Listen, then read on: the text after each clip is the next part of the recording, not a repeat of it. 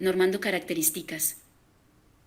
La raza vacuna normando es de las más antiguas, es producto del cruzamiento de los vacunos que habitaban Normandía en el siglo IX y los vacunos traídos por los vikingos. La selección de esta raza vacuna inició en el siglo XVII y realizaron hincapié en conformación, desarrollo, aptitudes mantequilleras y lecheras.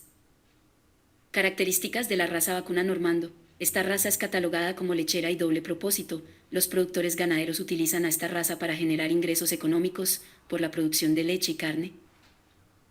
La leche que producen las vacas normando es muy rica tanto en temas de proteína como en grasa, por lo cual es muy utilizada para la elaboración de quesos y mantequillas. Los toros son valorizados para temas de producción de carne. Las vacas normando conservan a pesar de las lactancias una carne sabrosa, que es muy distintiva por su sabor. Los ejemplares de la raza normando es conocida por aprovechar de forma óptima los forrajes, longevidad, fertilidad y docilidad, lo que la hace una raza de fácil manejo. Descripción de la raza vacuna normando. La cabeza es de forma triangular y posee la frente convexa. El color de la cabeza es blanco y generalmente con manchas de color blanco al contorno de los ojos, lo que asemeja unas gafas. Los ojos están bien apartados, el cuerpo es voluminoso y largo.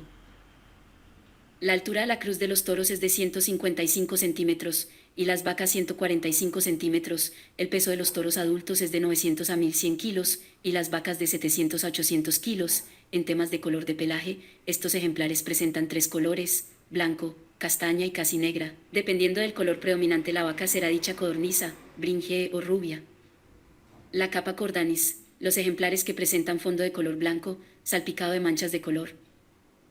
La capa rubio, los ejemplares que presentan una gran mancha que cubre casi en totalidad el cuerpo de la vaca normando, de color rubio, el vientre bajo es de color blanco, capa brinje. Los ejemplares que presentan una macha, que cubre casi en su totalidad el cuerpo de la vaca de color brinje, el vientre bajo es de color blanco.